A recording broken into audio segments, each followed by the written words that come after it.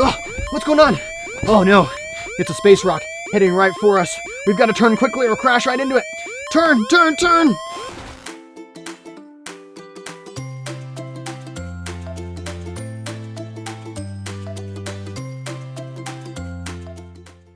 Turn, turn. Ugh. Whew.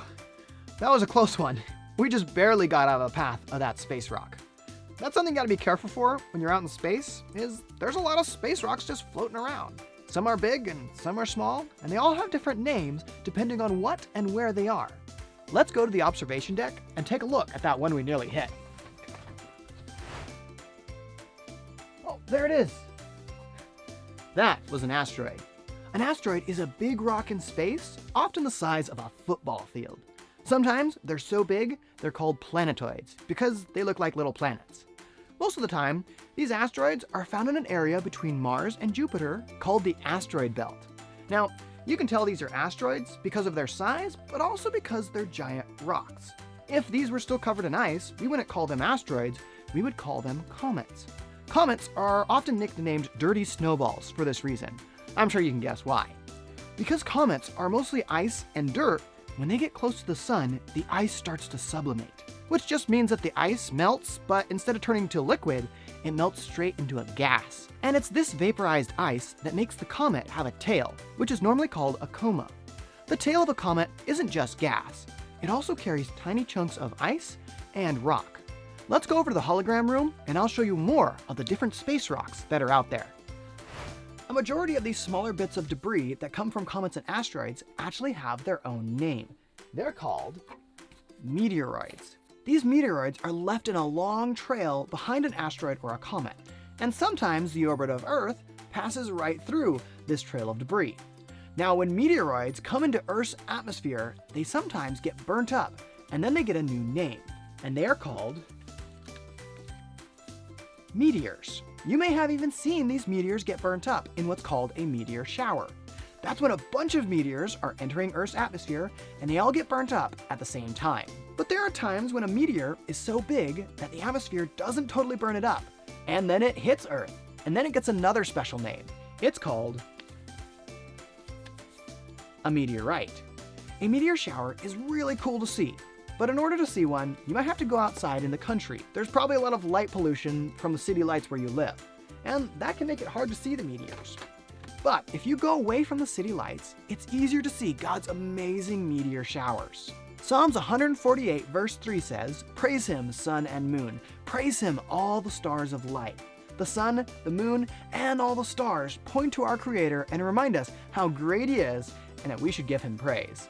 Next time you see a meteor shower, think about how awesome our God is. Speaking of seeing a meteor shower, when's the next meteor shower coming? Let's head to the Space Lab and find out. Welcome back to the lab.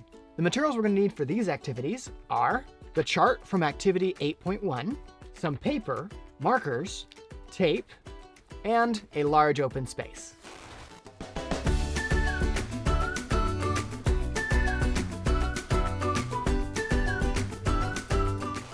First, look at this chart in your textbook to find the next meteor shower. Once you've decided which one you're going to go watch, go to Book Extras or, with your parents' permission, use the internet to find the exact date or dates to view that specific meteor shower for this year. Mark the calendar because you won't want to miss it. Now, when you go out to watch a meteor shower, there are 5 tips that you should know. First, use your eyes. You won't need binoculars or a telescope to see them. Second thing, try to get away from city lights. If you live near the city, you can go out to a park or a field to get away from the light pollution. Number 3 is typically the best times to watch a meteor shower is between midnight and dawn. But if you can't stay up late, try to go out when it's very dark. Number 4, bring a blanket or a lawn chair that reclines because you'll be looking up at the sky and you want to be comfortable. Let your eyes adjust to the night sky and keep watching for streaks of light in the night sky. Those streaks of light are meteors. Number 5, count how many of them you see. See if you can spot as many meteors in 1 hour as the number that's on the chart that we looked at for 8.1. Now, when you watch that meteor shower, think about how big our solar system is and how big space is. What you're watching is literally rocks coming into the atmosphere of Earth and burning up. But as you're looking up into space, it can be hard to imagine just how big our solar system is. Let's do a little activity to give you an idea of how big it is. Let's say our sun was smaller than a dime. How far away would each of the planets be from the sun? For this activity, you're going to need a large open space, unlike my spaceship here. But don't worry, I actually did this activity when I was back on Earth. The first thing you'll need to do is write the names for the sun, the planets, and the asteroid belts on a piece of paper. You can be creative and draw little pictures, or just write the words. Now, at your big open space where you can take at least 100 steps, place the sun on the ground. You might need to set a rock on it to keep it from blowing away. I'm going to put my dime on it because remember, the distance we're talking about would be if the sun was the size of a dime. Then stand next to the sun and take one big step. This is how far Mercury would be away from the sun. So go ahead and place your Mercury paper down here. Venus is 2 steps from the sun. Now Earth is 2.5 steps. Take your 3rd step and then halfway through your step, go ahead and put the Earth paper down. Now take your 4th step and place Mars down. Then take your 5th step and 6th step and 7th step. Now we're at the asteroid belt. Okay, let's keep walking. Keep taking a few more steps until you get to step number 13.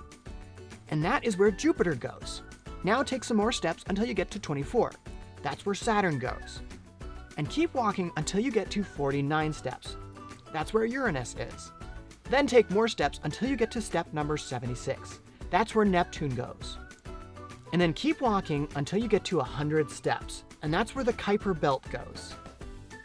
Now look back at where our sun is. Can you still see the dime?